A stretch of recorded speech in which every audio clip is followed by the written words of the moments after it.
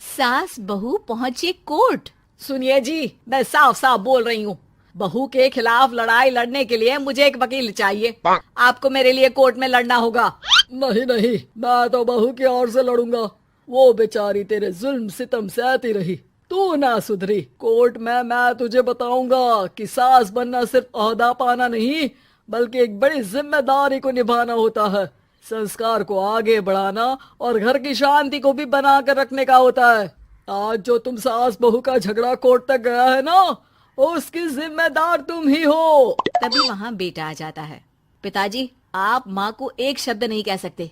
सास की सेवा करना तो हमारे पुराणों में भी लिखा है। ऐसे में नए घर की जिम्मेदारी को समझना बहू का फर्ज होता है पिताजी। तभी वहाँ बहू आ जाती है। शुक्रिया पिताजी, आप मेरे वकील हैं।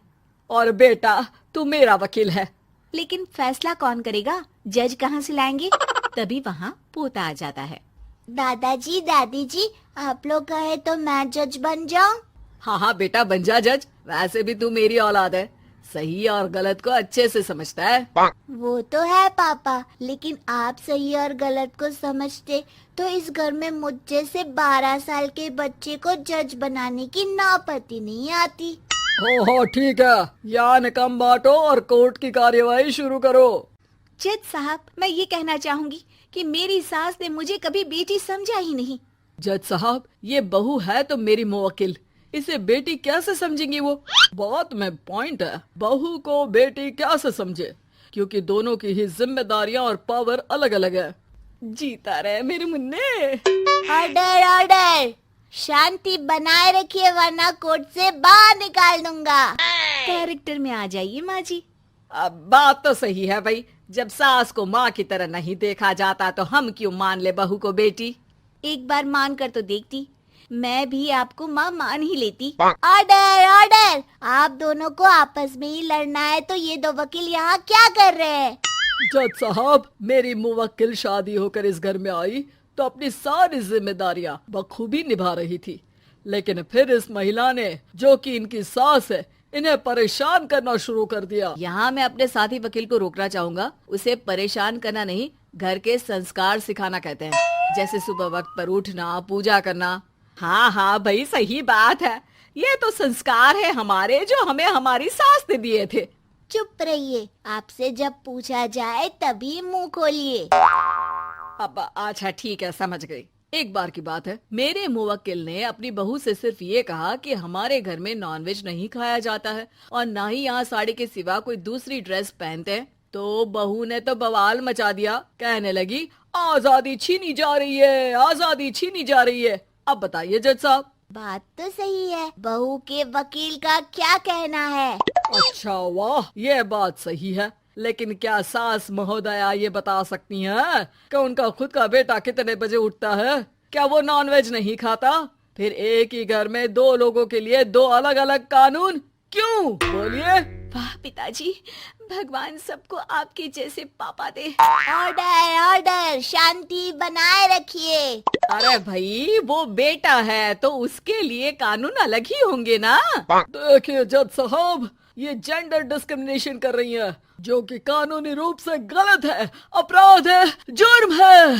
ससुर हांफने लगते हैं। बहू दौड़कर पानी लाती है। पिताजी, पानी ले लीजिए। माँ जी, ये लीजिए पानी। मुझे कोस कोस कर तो आपको भी प्यास लगी गई होगी। हाँ हाँ, ला दे दे दे।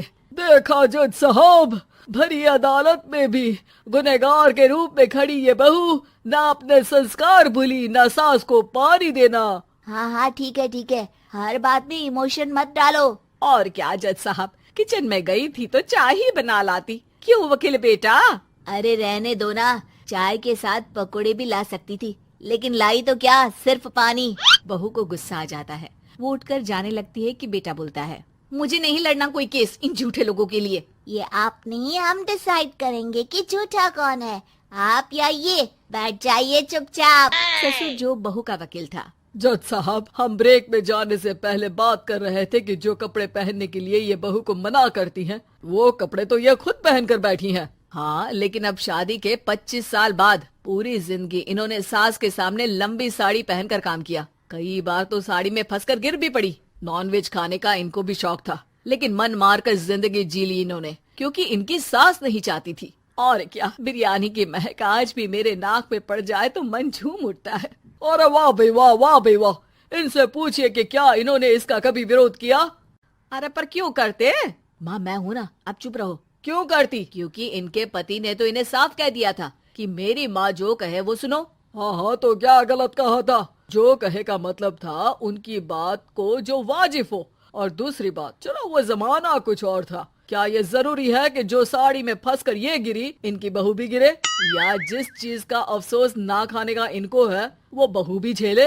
जज साहब, मुझे बहुत अफसोस से कहना पड़ रहा है कि ये सास बहू से अपने पर हुए जुर्म का बदला ले रही है। और क्या ये बर्ताव उसके ससुराल में उसके बेटे के साथ होगा तो क्या उनसे बर्दाश्त होगा? नहीं ना। फिर बहू के साथ ऐसा क्यों? वाह जी वाह, मैं जो भुगत चुकी हूँ इसी घर में वो ये ना झेले, वो तो आराम करे। क्यों भला? जज साहब, ये साफ होता है कि कल को आपकी बीवी के साथ भी आपकी माँ ऐसा व्यवहार करेगी तो क्या वो ठीक रहेगा?